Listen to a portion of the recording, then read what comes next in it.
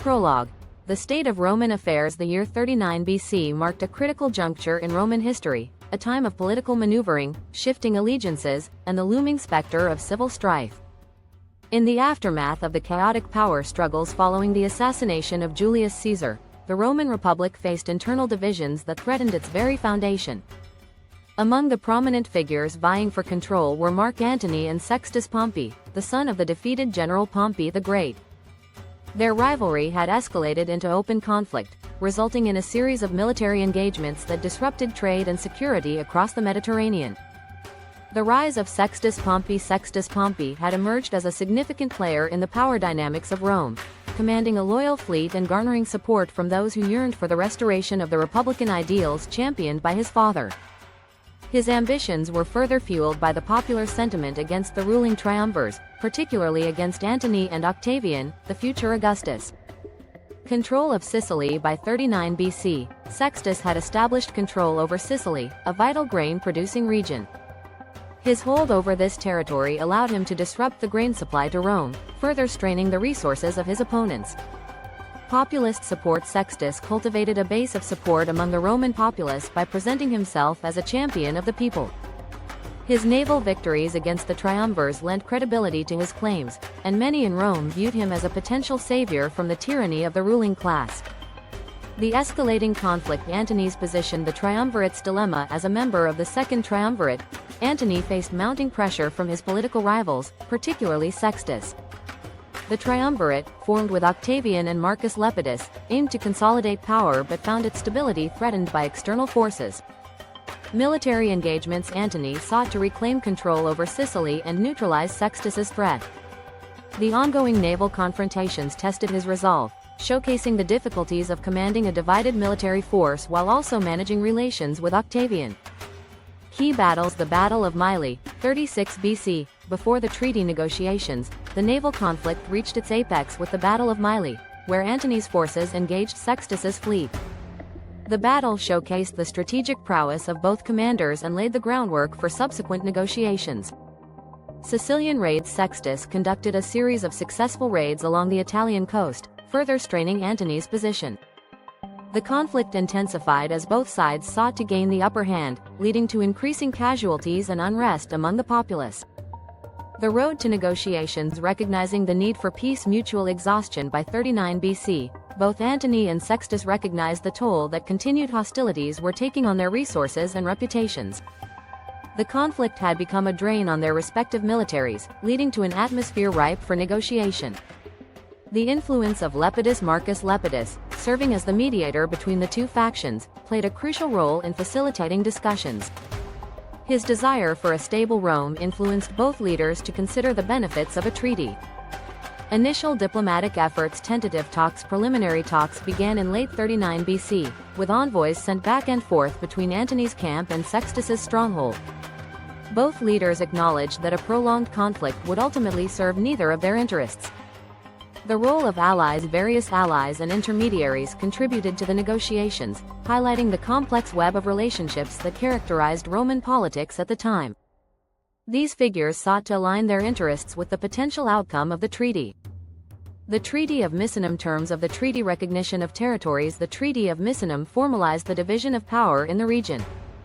Sextus was granted control over Sicily, while Antony retained authority over the mainland and other territories, including access to the grain supply.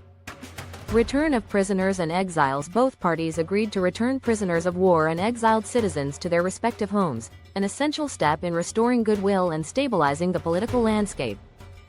Political implications. Strengthening alliances. The treaty aimed to stabilize the region and restore confidence among the Roman populace.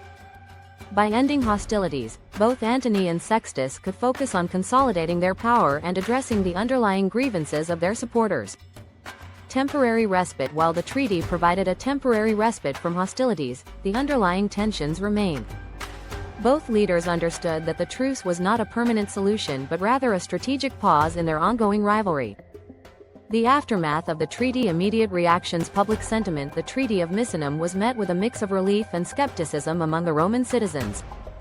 Many welcomed the end of hostilities, while others questioned the effectiveness of the treaty and the motives of the parties involved.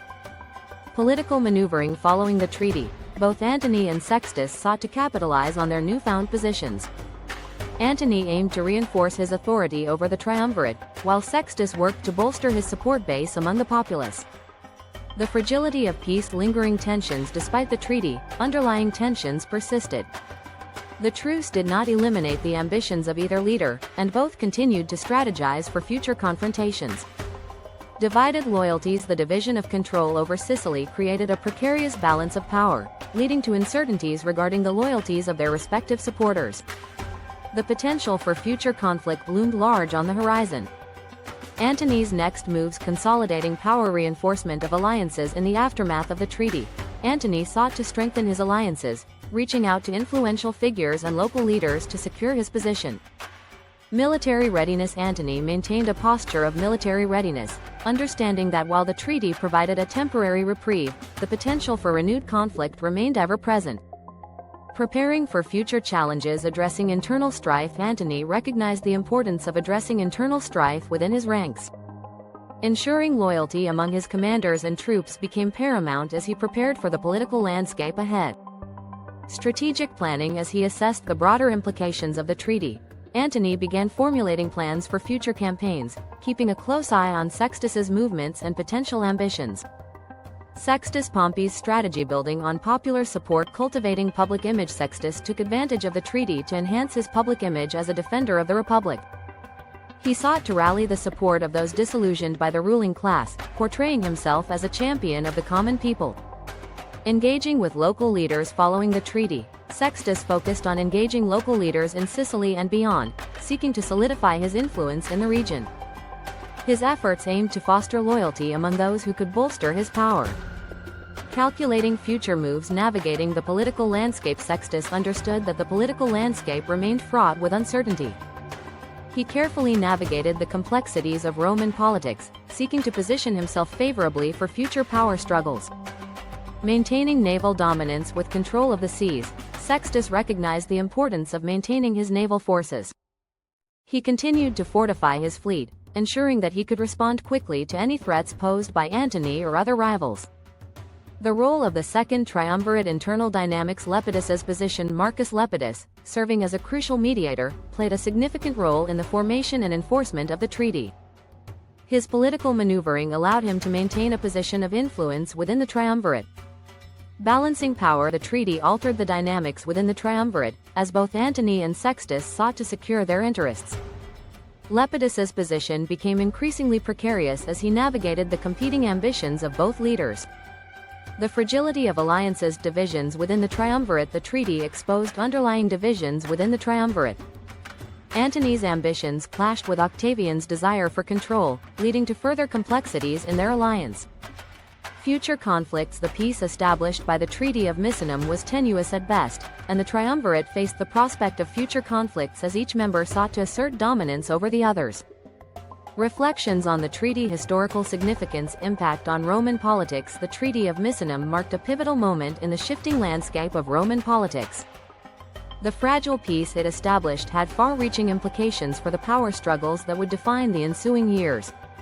Prelude to future conflicts. While the treaty momentarily halted hostilities, it served as a prelude to future conflicts that would further complicate the political landscape of Rome. Enduring legacy. Lessons learned. The events surrounding the treaty provided valuable lessons in diplomacy, strategy, and the intricate nature of Roman power dynamics. Future leaders would look back on this period as they navigated their own challenges. Antony and Sextus. In history, the rivalry between Antony and Sextus would become a defining feature of their legacies. Their respective actions, decisions, and the fallout from the treaty would shape the course of Roman history for years to come.